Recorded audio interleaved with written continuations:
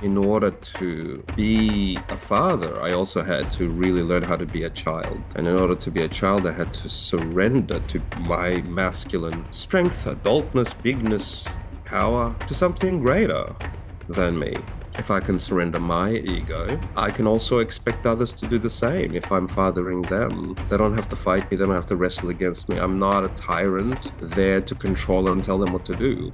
And yet, some of the guidance that comes through me, through this father consciousness, is very direct and commanding, but it's benevolent and loving. Again, where are the guardrails without the father? What's to stop me from running around and being promiscuous and a womanizer? Who? Hey, everybody. Welcome back to another episode of Ancient Intelligence. You've got your host, Anya Shack here. And today I'm not alone. I have a lovely guest with me that I'm very excited to have on the show.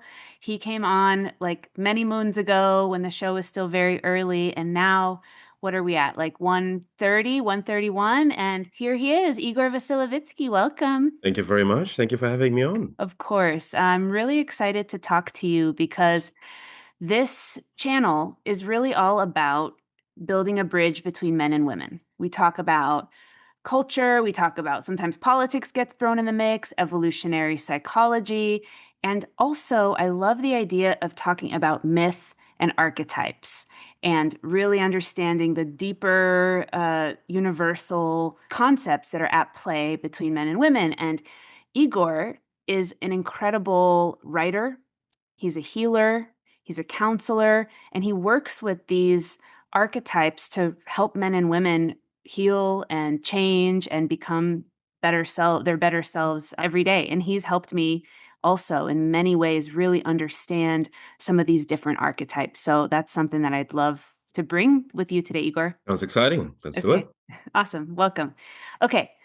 So I know that the idea of an archetype is this kind of universal subconscious understanding that we have about, different characters, I guess, that play. How would you explain archetypes and how you think about them in your work? Yeah, I mean, archetypes, I see them as these deeply embedded blueprints within our consciousness, within the soul consciousness, essentially. I see them as kind of like layouts of, what we can be, what we can mold ourselves into.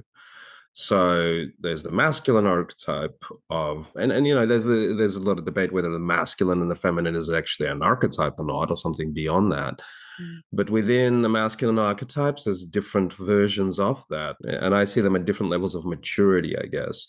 So if you look at the feminine archetype, the feminine will start with the maiden Mm. archetype. And it's the youthful, the princess, the young woman that has a lot of sweetness and innocence in the world. And then she will progress in life and she will embody different versions of other archetypes, the wild woman in her fullness of expression, the queen in the fullness of her femininity and the flourishing of her consciousness, really. The way I see it, we can't escape embodying these archetypes. They're within us all. The question is, what kind of relationships do we have to these figures within our consciousness? And where do we take the information from? How do we become these different variations of it? When we take on what culture has given us, what our family has given us, then we will embody versions that are conditioned by certain beliefs, different tribes, different ethnic, different cultural ideologies about what is a mother, or what is a queen, what is a warrior, what is a king, how does one rule over his kingdom as a man. And we can take those shapes and those ideas from popular culture through, what we learn from society, what we see on TV, what has been passed down from our fathers, from our mothers, from our clans and tribes, and kind of imitate and replicate that. Or we can go, and this is, I guess, more the spiritual esoteric dimension here. We can actually turn inwards and look at the archetypes, these blueprints that exist within us beyond this conditioning, beyond what has been given to us. And a lot of healing is really about that. Because if we don't have to work it out, how do I be this? How do I be a strong man in the world? How do I be a warrior in the world? Oh, I have to be fighting, I have to be accomplishing, I have to be this, that, which we take from the culture. We take on that version of that archetype. We play a role. Another way of saying an archetype is a role that we Mm. play. And so we can either play the sacred role when we turn towards the archetype within ourselves, we'll turn towards the sacred within our soul consciousness, Mm. which is the pure, untainted archetype. And that's really the trick. How do we do that? Instead of turning and going, oh, tell me how I should be that. Okay, Dad, I Mm. should be this, or tell me how I should be that by the government or by what is considered elevated in our culture to be successful, to be whatever else, right? In a lot of the work that I do, it's really about trying to tap in to what's already there within us and how do we activate that?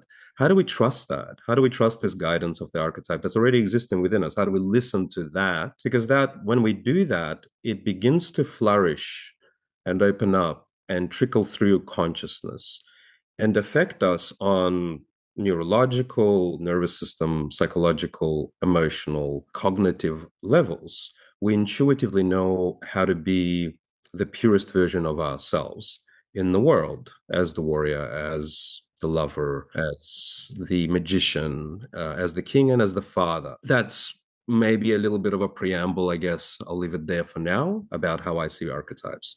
So beautiful. Thank you. That makes a lot of sense. And it makes me think of, yes, what we can embody within ourselves and then also what we can experience with others. So just to kind of take it from a little more esoteric to granular, a little more real for everybody. So I reached out to you originally because I very clearly understood that I had a incomplete relationship with the benevolent father, for example. I didn't understand in my nervous system what that was like. I had a different understanding around father that wasn't healthy for me.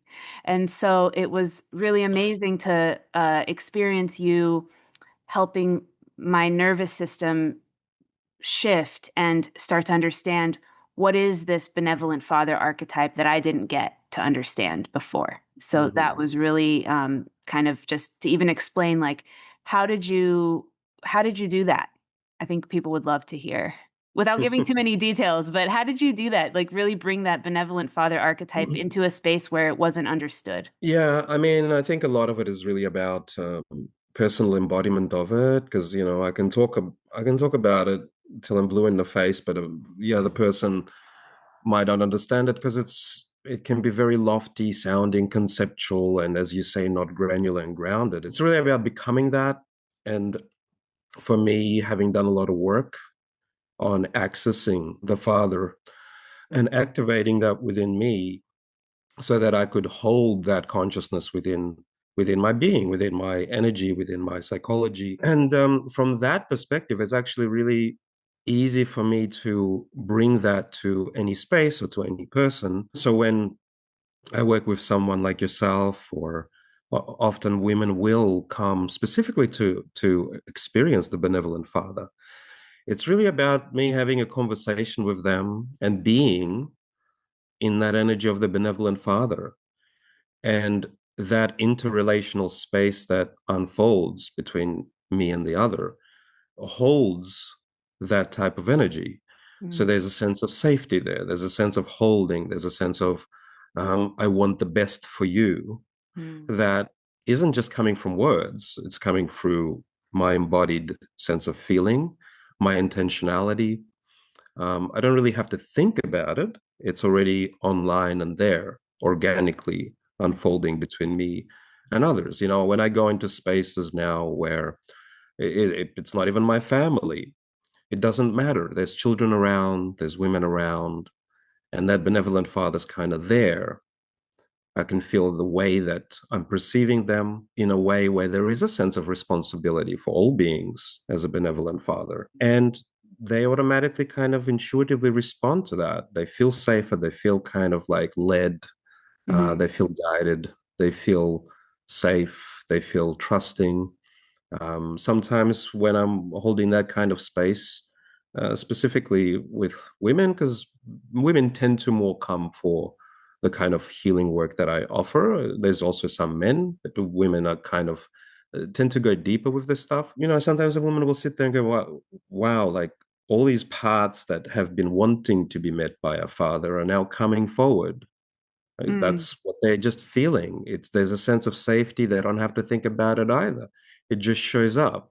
The soul knows where it's comfortable, where it's safe, where it's welcome and invited and celebrated and encouraged for different aspects which have been repressed or are afraid or distrusting can come forward and be met with the kind of energy and nourished by the kind of energy they've been looking for and seeking for. So, in answer to your question, it was just about showing up and listening to you and just being with you and then trusting what came through as loving and nourishing for you. beautiful. Thank you. Mm. There's something that I think what you do very well is you communicate, but also you have the embodied presence and connection that you're able to be with.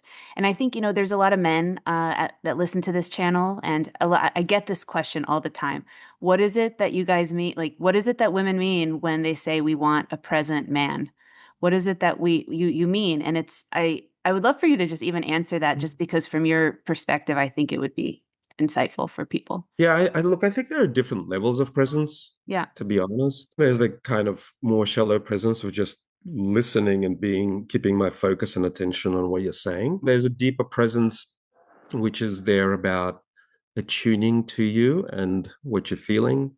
There's the kind of presence that's there for your needs and what's arising. What are you needing? Just to hear that with my energy itself can be nourishing to you, to be heard in that without you necessarily even explicating that, without you even about talking about that. There's the kind of presence with heart where the heart is really online, open, and wanting the best for you. There's a soul presence, I would say, as well, which is maybe something deeper, a little bit more intangible, ethereal, harder to explain, but there's a certain depth there that says, hey, everything's going to be okay in reality, and I'm with you Mhm. here in this moment. We're here together, and I'm willing to meet you in that space and provide what you need. There's the presence of benevolence, where I'm here for you completely.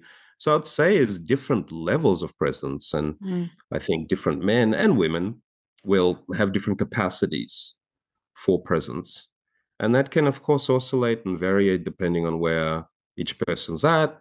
I might have something going on in me, some of my own processing, some of my own human stuff, and I can't be at all these levels of presence. And presencing that in itself gives you a sense of safety and understanding that there's other things that are present that are not about you, for example, but mhm, there's transparency and honesty, and we're present to my process as well as where you're at. So mm. yeah, it's different. I would say it's a multifaceted type of answer to that question.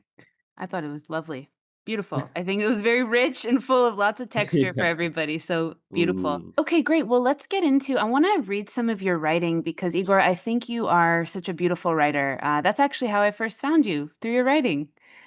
And I'm going to read a little bit around the benevolent father, the father archetype, and I would just love to hear you speak on what it reflects in you and what it means to you. So you sure. say that the father archetype is that energetic blueprint in consciousness that is in the image of God, the divine father.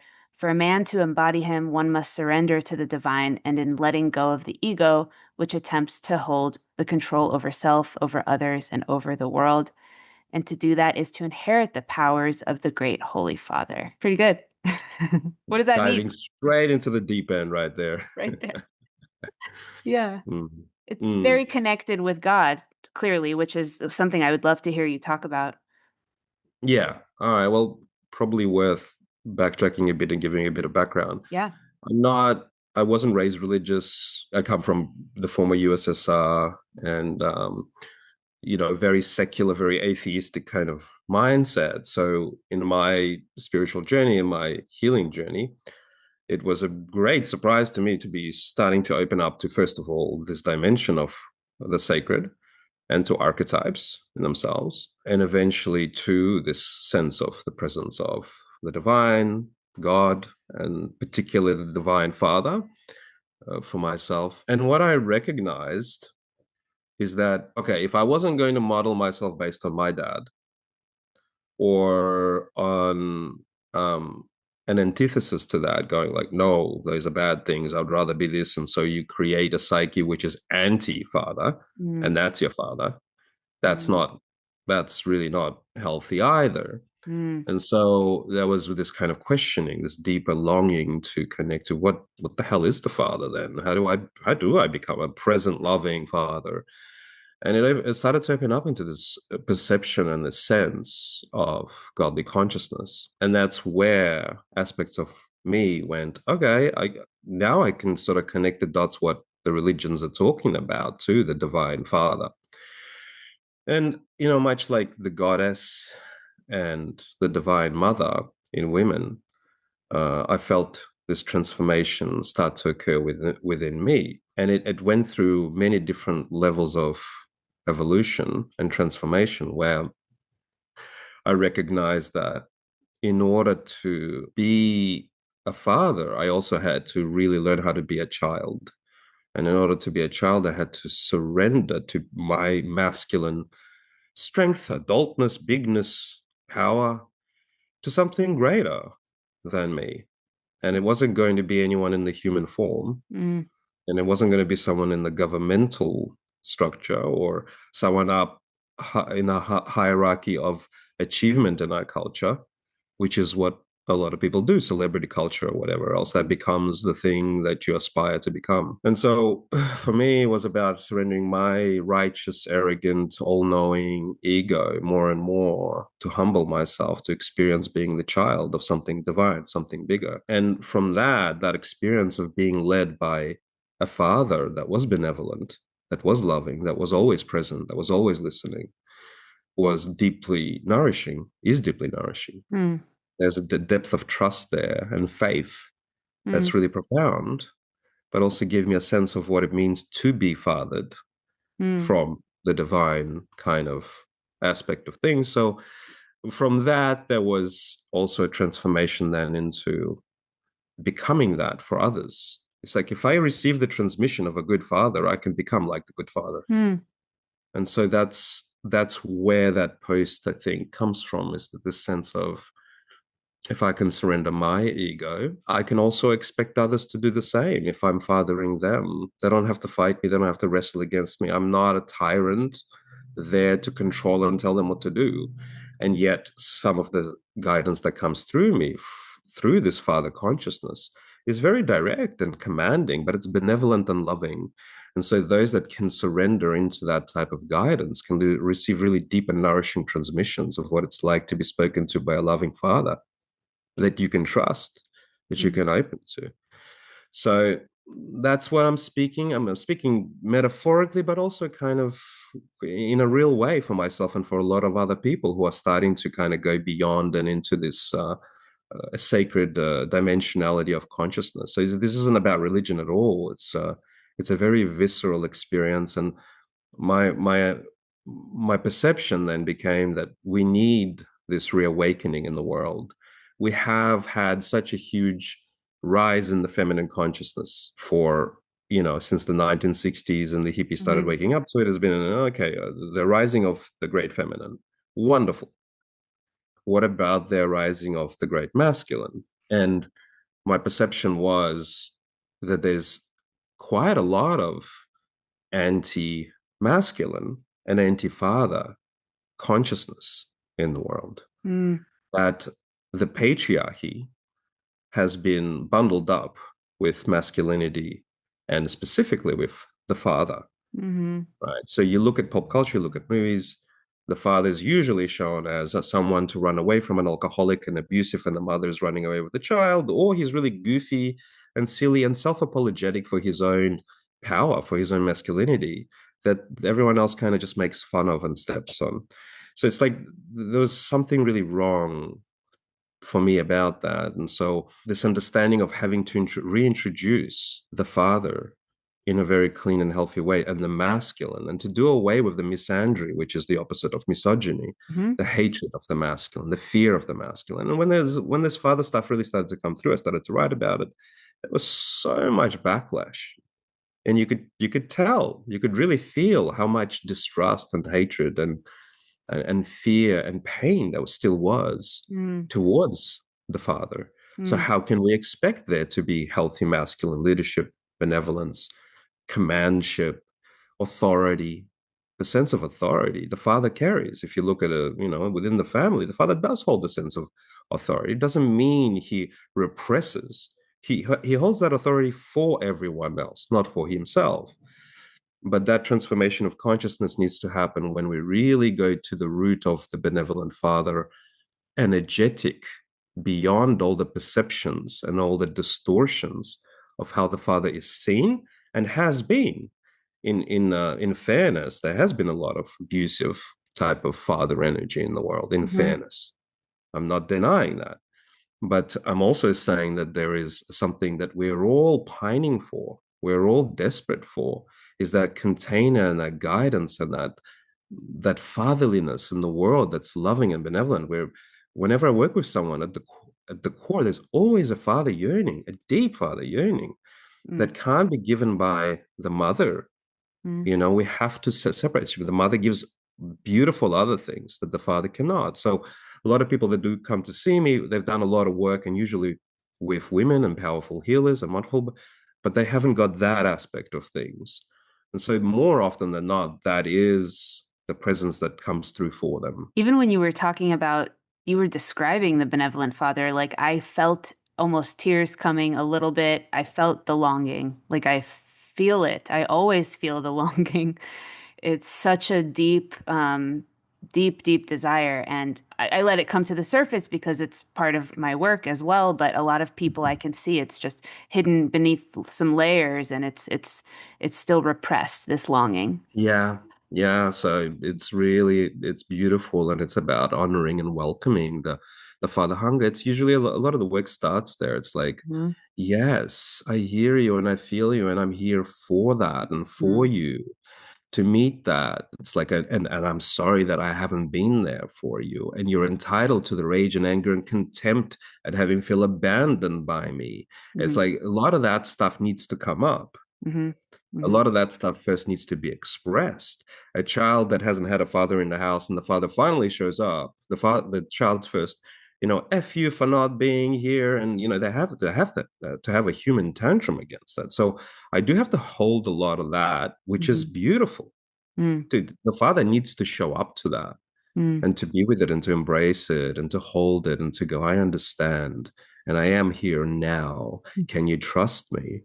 And I'm not going anywhere, and the transmission of that is potent. It's potent. The father presence and the father witnessing needs to be with and in us all the time. It can't come and go, can't be absent. This whole idea of God is omnipresent.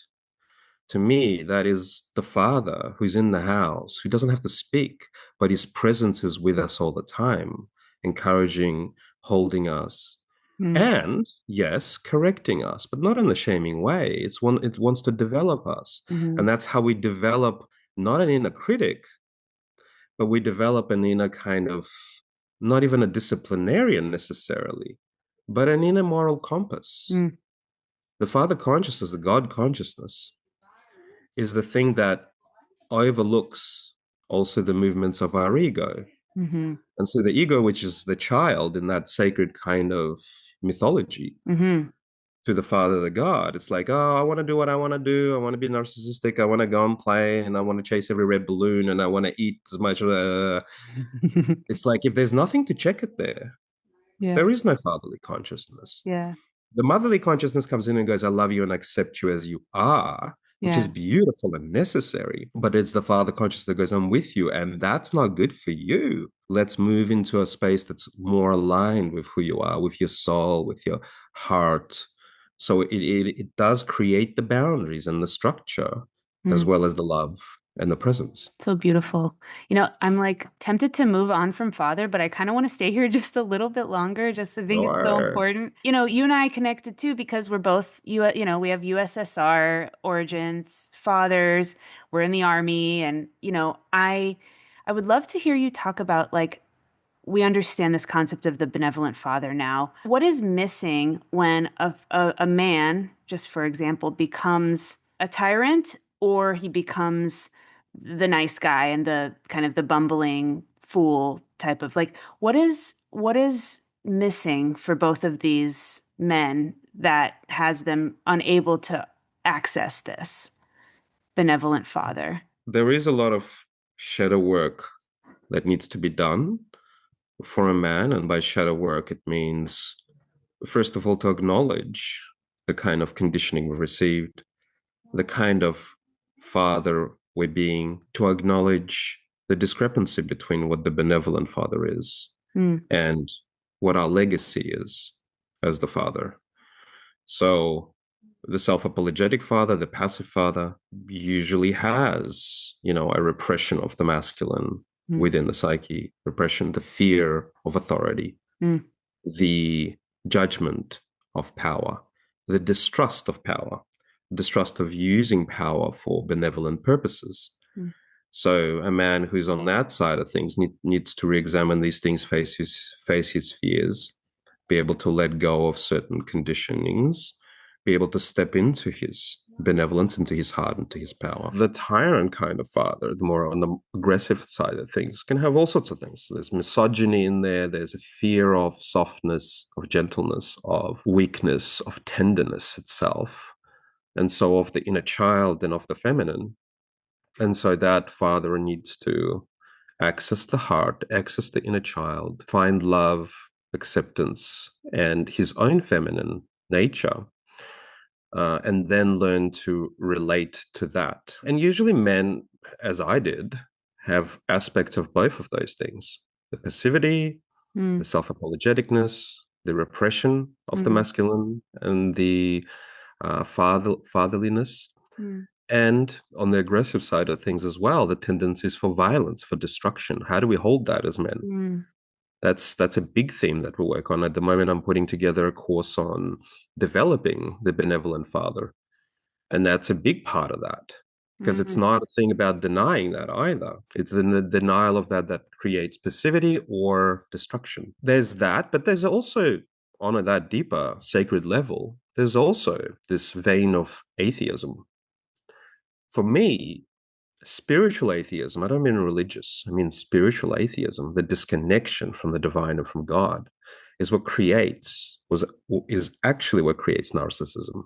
mm, Because if there's nothing greater than, there's no bigger power, well, then we're omnipotent and powerful. mm, And then the psyche creates this massive ego, which is all about me and my powers and what I can do and what I can do for myself. There's mm, nothing greater than.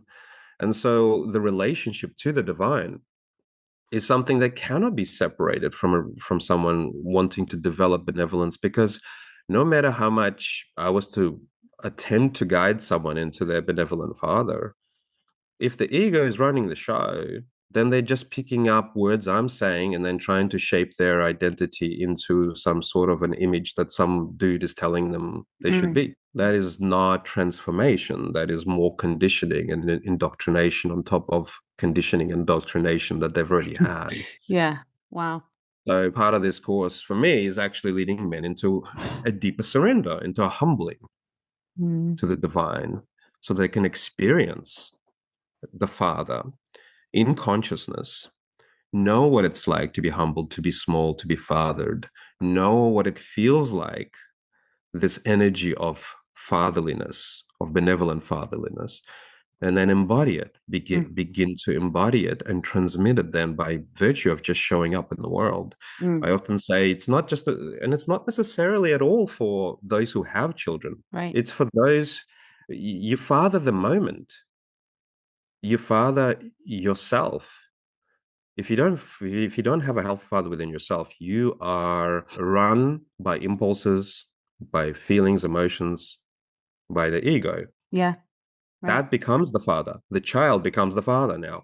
So Yeah. most people are children in that way, Yeah. Right. you know. That's beautiful. Yeah. So, like, to get in a little example for everyone, say I'm like ruminating over something and I know it's just not good. I'm thinking about something for like 3 hours and it's not healthy.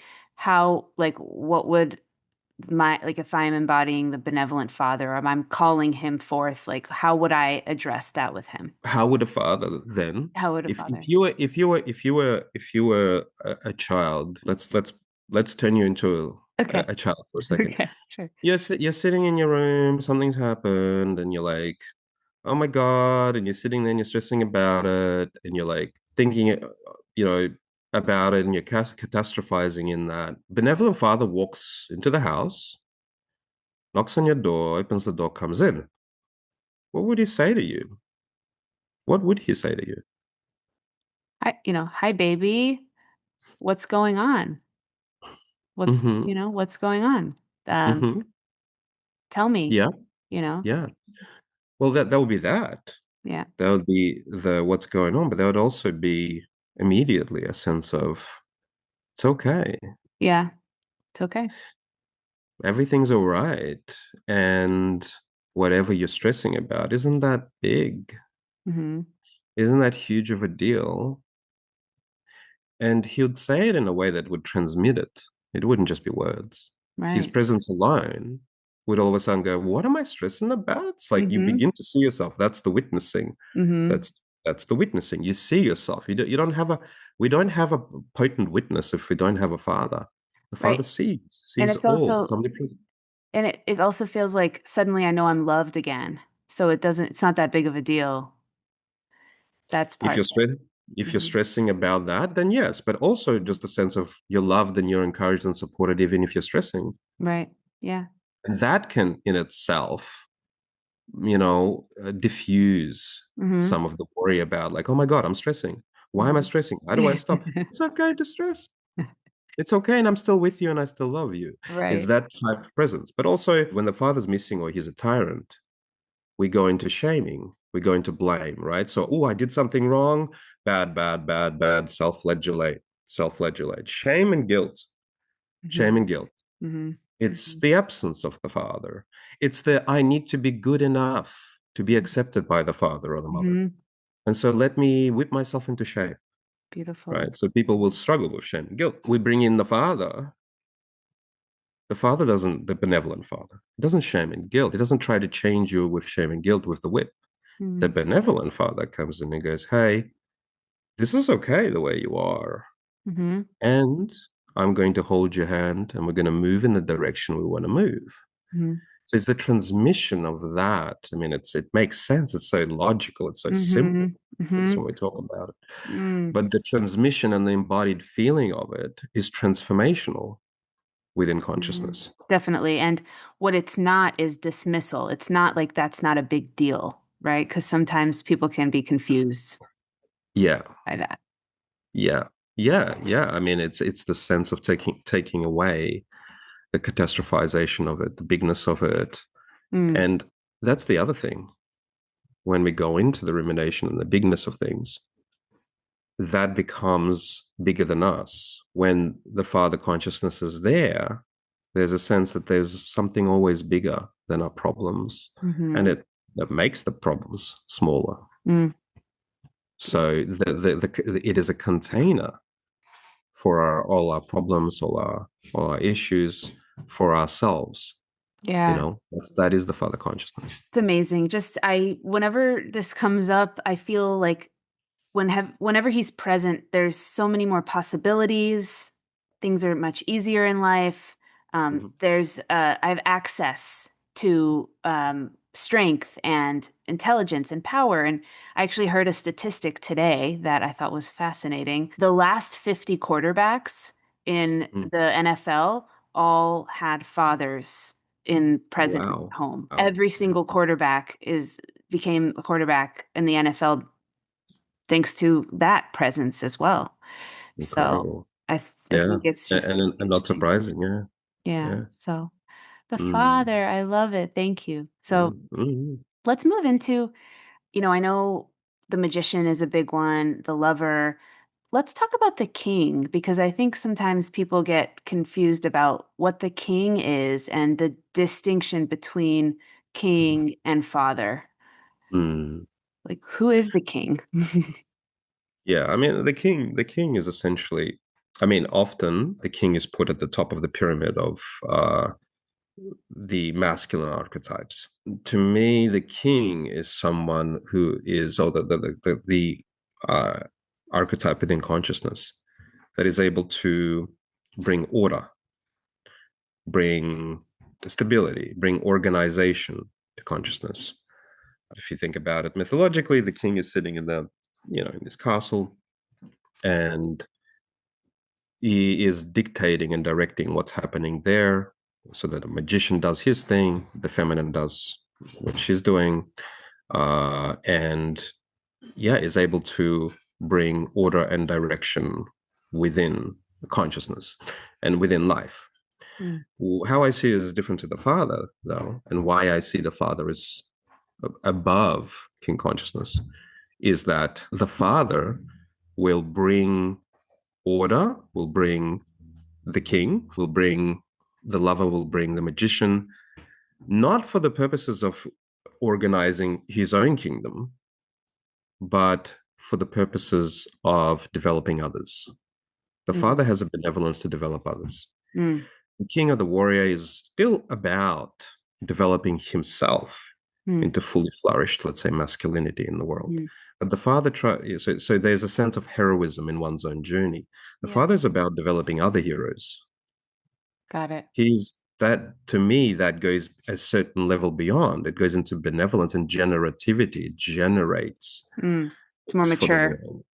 Yeah, more Okay, mature. more mature. Exactly. The king, I guess, what maybe you can talk about your own journey with the king, or at what age usually does like a boy or man start thinking about this, or how does the king get developed? I don't know when specifically Yeah, is the different for answer. everyone probably, but I think so. Like I'm sure there are certain developmental stages where it's more ripe for, rites of passages are necessary for boys to transition into different stages of their lives and into hmm archetypes. hmm But for me, it was a lot later in life. I'd missed all those transitions, and I had to kind of discover them within my own consciousness. And men come to me at different stages, and so I'll help them to progress, or maybe even just to soften an archetype. Sometimes they'll miss the feminine aspect to soften the warrior archetype, so they're just coming from warriorship all the time. mm, The king generally, it's not a straight line, I'd say, but it's, the king generally will come in later. right. So some boys will step into the lover more naturally. They're close to their mother, or the father's soft. Mm, They become close to the feminine. Their boyish nature and their feminine nature stay more dominant. So mm, they'll become more lovers in the world. mm, They can be very artistic and very mm, flowy or floaty. mm-hmm, They can be connected to lots of women in their life, but they'll be very dependent on mm, women. They'll lack their own authority. mm, And then there are the type of boys that will be connected more to boy consciousness, strength. Let's become men in that kind of harder way, or their fathers will be like that, or their culture will be like that. yeah, And so they'll be more warrior yeah, like. yeah, They'll go after things. They'll want to conquer. They'll want to dismantle, destroy, protect, achieve, and they'll burn themselves out in the process. right. And is what you're saying that the idea is to have all of these archetypes balanced within at once? Yeah, I'd say Yeah, so. yeah. I'd say so. But I think that it's really important to cultivate the father throughout, Mm, because, again, where are the guardrails without the father? right. You bring the lover online, like, well, what's to stop me from running around and being promiscuous and a womanizer? Who? What moral compass? I don't Mm, believe in the government and what society says or something like that. It's what mm, my dad did. Why not? mm. Yeah. or the warrior or whatever. It's like the father brings in a set of values, a moral compass, and that's why I feel like it does have to come from a deeper, higher sense of archetypal God or some kind of presence, Right. because that's where true benevolence Right. comes from. Everything Right. else is kind of self-serving. That makes a lot of sense. I remember I was thinking about this and, when all the height of the anti-masculine narrative, right? It was the toxic masculinity, all that stuff that was happening. I remember writing about how, everyone's saying we're done with the warrior. But I Mm, think what people were just done with was the warrior being applied to all aspects of a man's life. And mhm. so it's like a woman experiencing a warrior in love, which she wants the lover at that moment, right? And so it's really more about the integration as opposed to getting rid of anything, right? Absolutely. Yeah. Yeah. Absolutely. And it's about maturing each archetype. Mm.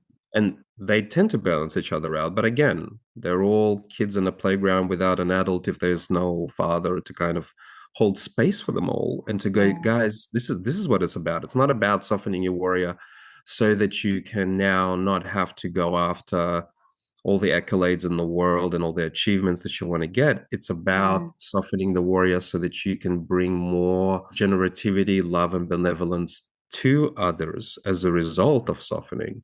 Yeah. So Yeah. for me, that's really what I think, that's what a lot of women want too. I think they talk about, oh yeah, I want a softer guy, or I want somebody who has more backbone and is firmer and is leading me. Mhm. And so a lot of men will do polarity courses and they'll be really adherent to this thing of like, no, I have to be this way and I have to like bring this sort of thing to her, but it feeds to an extent, it feeds their ego. It's like, now I'm being a Mm. man. Now I'm Mm. being, uh, now I'm being her. Now I'm being the correct man. So unembodied. That's Yeah. well, it's not embodied and it's missing something there. The father needs to be there for themselves, but the father needs to be there for them to Yeah. nourish their soul, Yeah. to protect their soul. Yeah. That's not a warrior. That's a father. It's like, I want to father a woman's soul.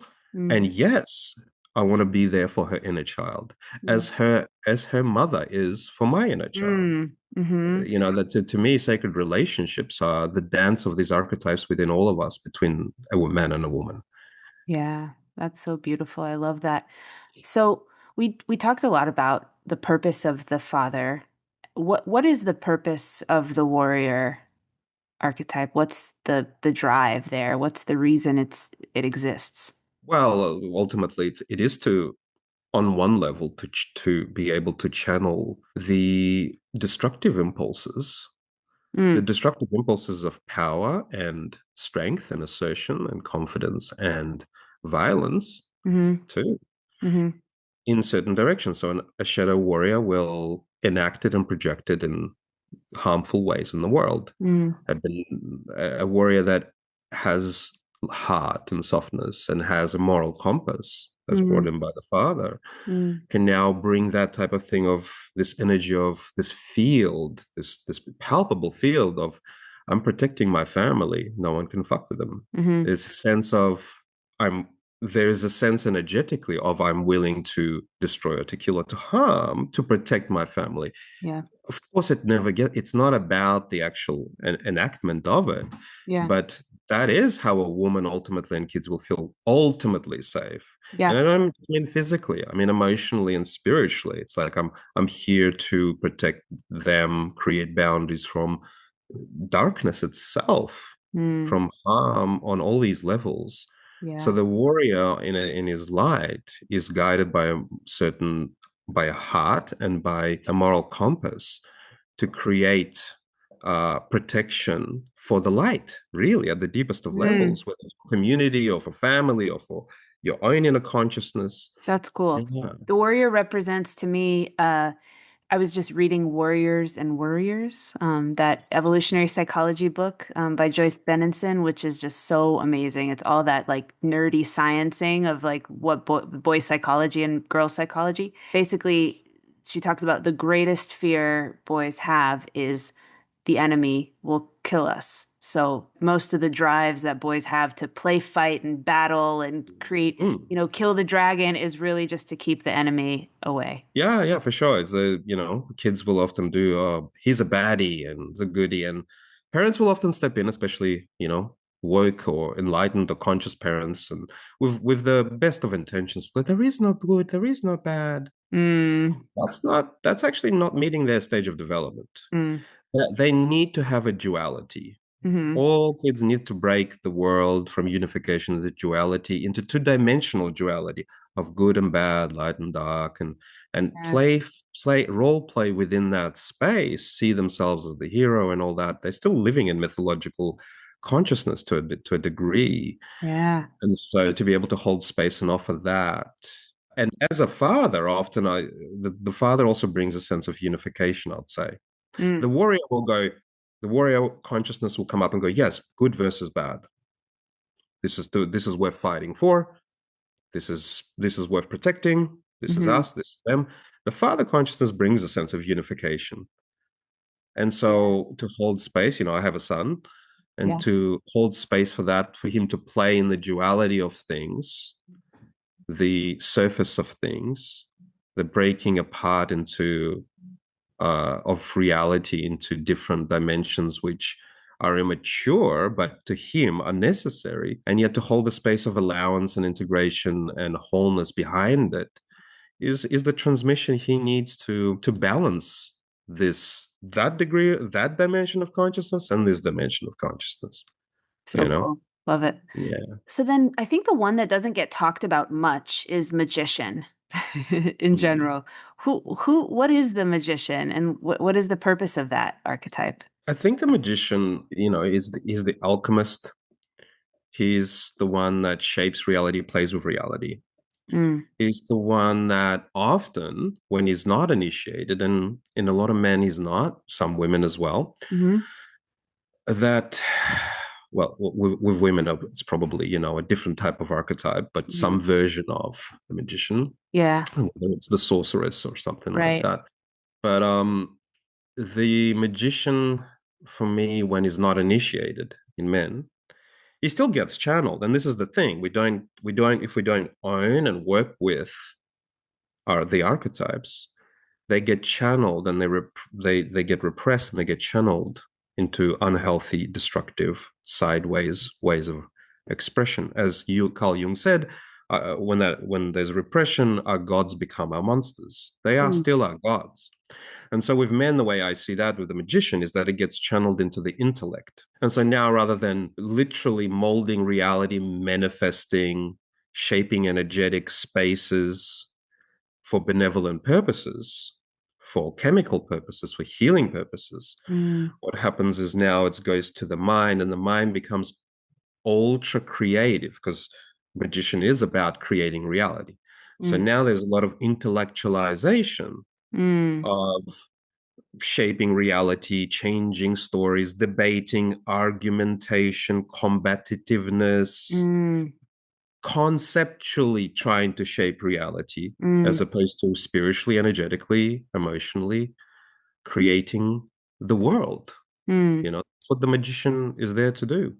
Interesting. So that's why when I work with men, that there can be a lot of this battling going on from the mind. Yeah, That's the magician, yeah. you know. Okay. What is it when the magician is moving through you in a healthy way? What does that look like? What's an example of that for people to just kind of grab onto? Well, I mean, I think coming back even to your example, it's like when I was in the space with you and the father was there, but it's like you had a certain story and a certain feelings and a certain needs, and the magician, I guess I feel reflecting on it now, would have come in to specifically bring in this aspect of the father or this loving energy of, so it's shaping the reality between us for benevolent purposes.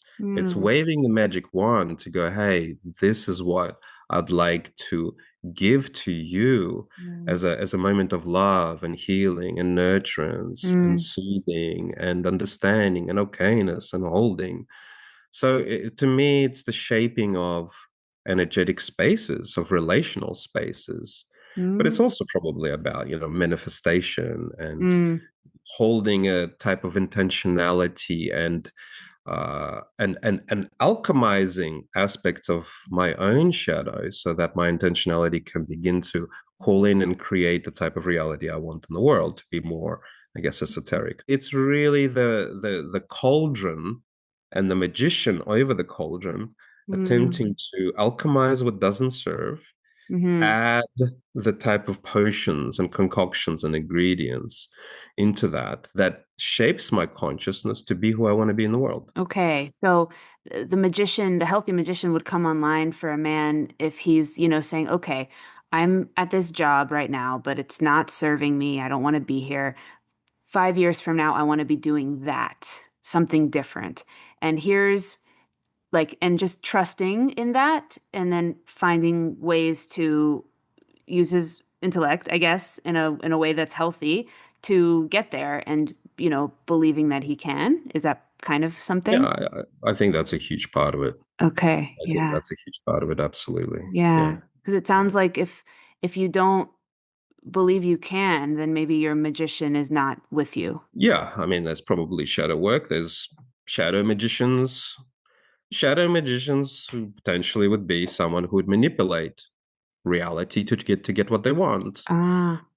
Right. So that's the projection of it. Whether it's with the mind, whether it's Mm. men convincing women that they're safe to sleep with Okay. them, to sleep with them or whatever, Right. or the men that try to manipulate reality in other ways, like forcing or fighting against, or so employing their warrior to fight on the behalf of the magician to get what they want in life, Interesting. to push, to step on others in order to get the result or the tangible result of a different reality for themselves. Yeah. Okay. Fascinating. And this would be different than like a shadow king because the king does something different, right? Yeah, Shadow King, whether it's Tyrant or someone who Yeah. abdicates the throne and gives it up to someone else and is the passive king. It's Mm, yeah, that's slightly different. That's the organization of consciousness of reality. Organization versus perhaps creation creation. of Okay, something new. cool. Yeah. Yeah. That's so I it's awesome. I love this stuff. What about I know we're gonna wrap up here soon, but what about the lover? Tell me about the lover in men. What is how does that happen? Why does it not happen? Yeah, I mean the lover really needs to have the heart online, needs to have the boy there because the boy holds the tenderness and the sweetness, needs to have a beautiful relationship and an integration with the feminine Hmm. in consciousness. The lover Yeah. is that which is able to empathize, to have Yeah. compassion, to have sweetness, to honor and revere sweetness and tenderness in self, in the world, in women. Mm. It's the poet, it's the artist. Mm. It's a beautiful thing to have, and a lot of women will, gravitate towards that in men and fall for that because Hmm. ultimately it is very divine to see that in the masculine. Of Yeah. course, the problem is when it doesn't have boundaries and it's leaky and it doesn't have all the other bits and pieces on Yeah. board, like the king, Yeah. like the father, Doesn't like the have woman. stability or anything. Yeah. No, exactly. Yeah. It's just like a free-flowing romantic, energy that's just like it like goes by you like a wind. Like It can, yeah. yeah, it Yeah. can. And, and it's the thing, get men lost in their emotions and feelings too and drowning in that. It's like Um, Casanova kind it of. is the Casanova. It Yeah. is that's one archetype of Type. it. Um, Yeah. But just in coming back to that, it's like yeah, men can get lost in their feelings and their emotions and ruminate Mhm. and indulge, Mhm. right? So it's like if we see the emotional spectrum or the spiritual spectrum for that matter, men and Yeah. women will chase spiritual highs. Yeah. But in that, it's like it's the color palette Yeah. for painting for the art, right? It's Yeah. like, oh, this feels good, this is amazing, and this is exquisite, and this is nuanced, and I can write with this, I can express with this. This is Yeah. what life's all about. But there's no grounding there. Yeah.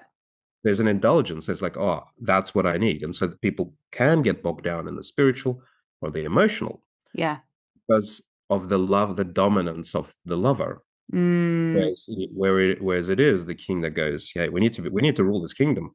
We need to mm, be around, right? So the lover has his own chambers yeah, in the kingdom, sure. but it's like, it's like a little child, and it is very related. The lover is very related to the child because the child only wants to play. Yeah.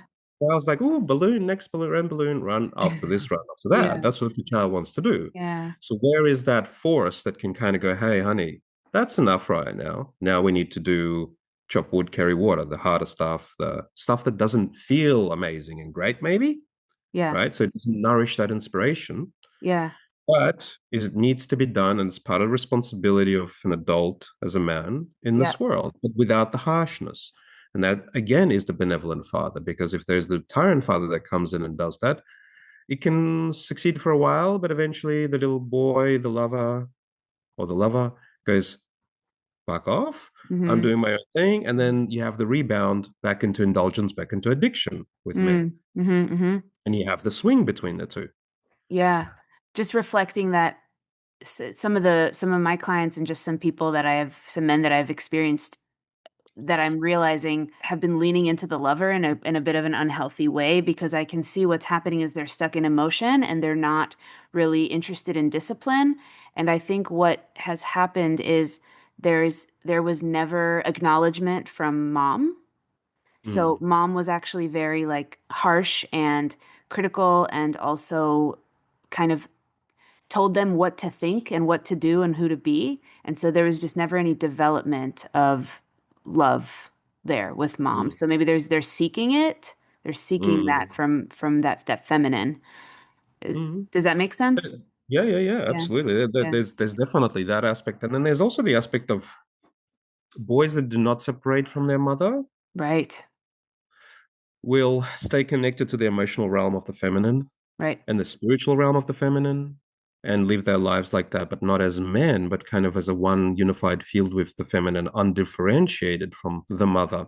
And they can have both a complete attraction to it and a hidden misogyny and a disgust as a the soul's expression of actually wanting to separate Yeah. from her into masculinity. So Right. ideally back in the day with rites of passages, men would come into the village, take the child out of the house, away from the mother. The mother would wail and cry and act on purpose for the boy's transition that it was like horrible experience.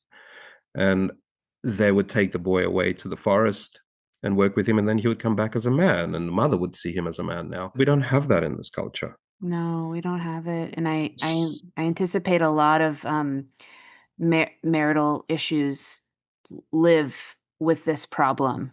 The married man has not separated emotionally from his mother, and so he can't really unite with his wife. Yeah, there's a hidden loyalty. There's different layers and aspects to this for sure. Mm. But it is in the development of bringing in the warrior, because the warrior can cut the cord as Mm. well. Oh, But then the father is the one that stands there and goes, hey, you can leave the mother. I'm over here. You can come to me now. Because if you don't have the father, why would the boy separate? If right, that's where he had safety, nurturance, right. love, the father brings in, the masculine brings in a different kind of nurturance, a different kind of belief.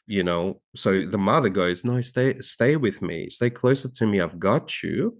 You're okay on a spiritual, energetic, emotional level. Mm. And it is the father that kind of tries to push the child out into the world and goes, you can be independent. The Mm. father principle is also about individuation. Beautiful. Full circle. I love that. That's a great place for us to kind of start wrapping things up. Is there anything else you wanted to share about these archetypes? Mm, no, I don't think so. For me, there is a lot of work out there around developing of the masculine and the feminine through polarity work that's been really popular. There's archetypal work about the archetypes I spoke about, but not a lot about the father. And that's something that I've felt quite uniquely part of my journey, a huge epic part of my journey that's Mm. come in the last 5, 6 years. That is, I guess, unique to what I'm offering and the offerings that I'm bringing forth, including this course, which I'm very excited about offering, Yes, please tell us all about it, because I would love it if the men, if we're interested, Mm. can reach out to you. Like give me some details about the course. Yeah, so it's look, it's really it's a container, or in layman's terms, just a program where we meet several times. I think it's like seven weeks or so. And it's on Zoom because of, I'm in Melbourne and a lot of people are overseas, Yeah. where we really dive into the exploration of, first of all, the father imprint. What did we get? Who are we as fathers? How do we relate to what it means to be a father in the world, in our lives? And then, so it's an understanding the legacy, then, so getting really real about that. And then it's about understanding the archetype of the father, the sacred father, the benevolent father. What is the kind of father that's possible to be in the world? And in my experience, when men connect to it, they naturally want to be that. Mm, They yeah. naturally gravitate toward it. It's a beautiful energy. It is divine to be in Yeah. it. It's the fruition of consciousness. It meets our needs when we're serving others. That's the beautiful thing there. But there's a pathway to get there, to drop into that. And then we begin this journey of, looking at the darker impulses. How do we hold that? How do we channel that? How do we connect to our hearts? What is in our hearts as men and as fathers? What's important for us and the vision for the world, for community, for the loved ones that we have? There's a lot of different processes and conversations about finding ways to go beyond the ego, to humble ourselves, to connect to the divine aspect of things within our own spirituality and psychology. How do we draw on the father energy for our own little boy inside? How do we reshape how we father ourselves? Who beats themselves up? Freaking every man does. Most men do. I actually Yeah. don't know of any that don't have that imprint. The harsh father, the harsh God, the stern one. Yeah. And so as a result, a lot of men will have an antipathy towards the father. Mm-hmm. Right? It's like, it's harsh to me. Why would I even want to be a father? Mm-hmm. Right? So they'll stay in adolescence, Right. a rebellion against the father. Right. And they'll turn up as adolescents and rebellious adolescents, teenagers in their relationships Mm. to their families, to their communities, to their work, Yeah. or as conquerors. I'm the best because, I've achieved this and this. So how do we change that? How do we look at the different aspects of our life, work, career, family, ourselves? How do we tap into the father? How do we bring that archetype on board to father everything else in our lives? And to me, all the other things fall into place. I feel like the magician and all this other work it's great work, but I do feel it's you know, at a high school level, and I do feel like this is a university thing. Like Mm. I don't know a higher state of work a man can do than to move into their father. Oh, beautiful. Igor, I support everything you do. Yes. Love it. Thank you. I support it so much. Please tell everyone like how they can reach you to inquire about this. Where can they go? So they can just add me or follow me on Facebook. They can message me directly. And if you don't mind, if you can just put like my email address and Facebook page, Yep. and then they can email me with questions or just reach out on Facebook, follow, because that's where I write a lot. That's Yes. where my community is. Yes. I just started an Embodying Fathers group specifically for this type of work. I don't Cool. know if I've sent you an invite. It's open to women as well because I want feminine input in that. Love it. What are their experiences with fathers? What do they want to see? Why do they long for the father? Love it. I'll put it at the bottom of the episode. That sounds perfect. This has been so lovely, so beautiful. Again, I'm excited for part 2 on women and the feminine. I think that'll be really fun. But for now, I hope you guys have enjoyed this lovely episode with Igor. And until the next one. Thanks so much. I hope you enjoyed this episode, and thanks so much for being here and for your support in this mission that I have to bring men and women closer together with the information that we all need to find more harmony with each other. If you found value, please help me grow the pod, and you can do one of two things. You can either share this episode with a friend, which I would love, or you can write me a review on Apple or Spotify, or you can do both. And finally, if you are looking for transformational coaching, you can book a one-on-one call with me, and it will be my pleasure to support you in this next season of your life. Till the next one, you guys.